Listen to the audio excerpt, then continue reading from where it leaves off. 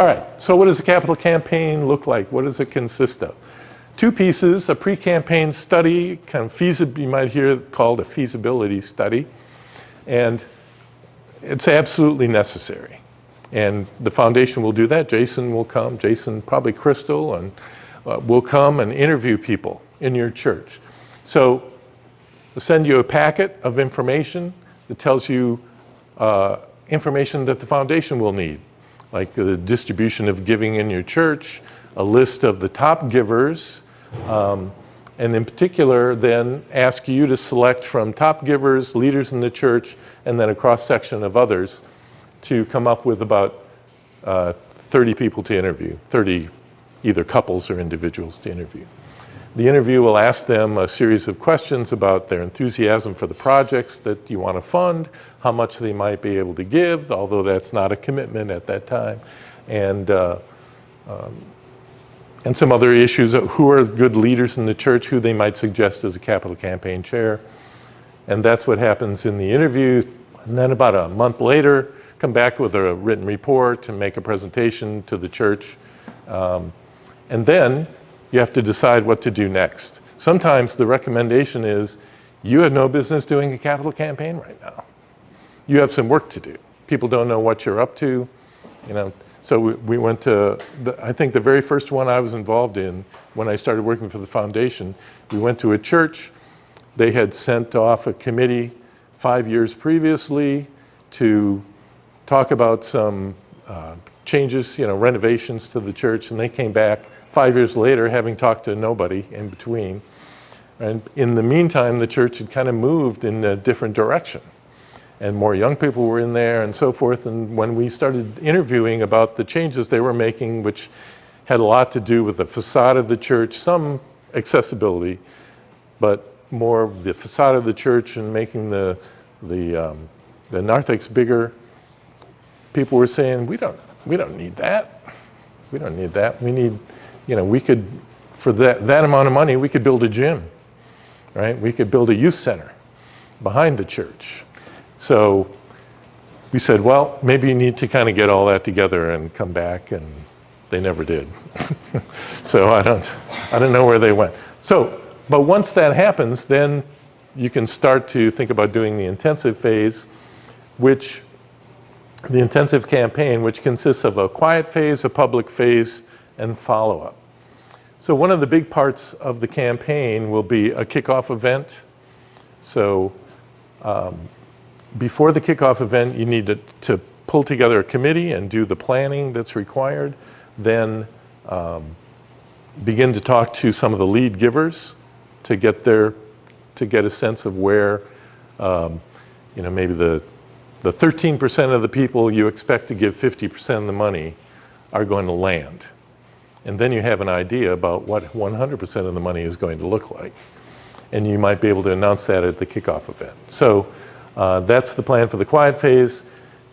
Once you have the kickoff event, which is a big meal to generate a lot of enthusiasm, you don't ask for any money there, but you tell them about the project and you tell them all the things that the church has done, why this is a great place, and why we should continue it, and why we, you know, it will help our mission and ministry to not have the roof fall in, right?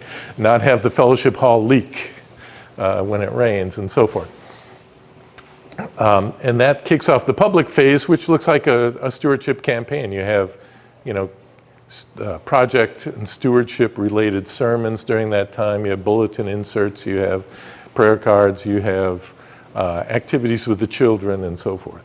And then you have Commitment Sunday, collect pledge cards, and of course they don't all come in on one Sunday. So there's, and what else do you do here? Send out those thank you notes, right? Send out those thank yous. All right. This is one of the things online. It's just a little blurb about the pre-campaign study, in which we identify potential leadership, determine goals for the campaign, uncover attitudes toward the project, identify major givers, and assess probable support, and continue the information process for the church. You can also download this one, which is about the intensive campaign. So again, recruiting and planning the campaign, preparing materials, soliciting the lead gifts, having the kickoff event, inviting congregational support, and collecting and managing the gifts and pledges. So those are the pieces that it consists of. When Jason comes to the first meeting of the steering committee, which looks like this, we try to have one person kind of direct each of these areas of the campaign, okay? He'll come with a big 3-ring binder that has job descriptions for each one of these. Really, the job description is a checklist. If they do all the things on the checklist, successful campaign. Has sample logos, sample themes, sample templates for letters. So usually you have 6 or 7 letters sent out over the course of 3 months or 4 months for the campaign. So we bring those letters and follow through on that. I'm not going to have time to talk about all the specifics of this, but you know, they're all people who produce the brochures and the prayer cards and the bulletin inserts, order things to go in a goodie bag, label the goodie bag so that at the kickoff event, each family gets a bag, and then the letters follow through. Everybody gets in the letters. Eventually you get the commitment card and so forth. So it all kind of funnels toward Commitment Sunday. But it's all started out with, you know, look at all the good we do and look at all the mission and ministry of this church. How do we continue that into the future? And try to, and so what the foundation does is try to support the church in every way to do that. Just to point out, here are just a few pictures of things like that happening.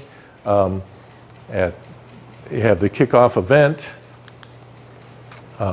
Here are the goodie bags at one of the churches, all ready to go. And we do 2 things that I think turn out to be very effective. One is have a calling committee, so you get as many people to this event as possible. So the idea is to try to have this be the best attended event anybody can remember in the church. And then secondly, anybody who can attend, you have a committee who delivers these things. Now, if anybody wants to ask, I can tell you what we did.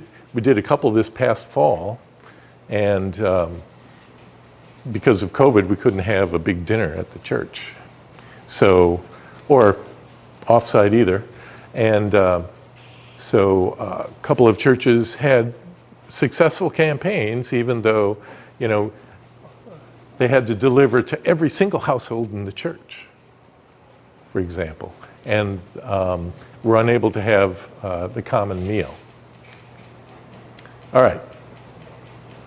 I've covered all these things, so they're in the slides, that we provide timelines and calendars. So Tom was talking about calendars. The Packers schedule goes into the binder, all right? And if you live near the Illinois border, the Bears schedule. If you're on the other side of the state, the Vikings schedule. I've done all those things. Yeah, everything. So detailed job descriptions and so forth, as I've talked about.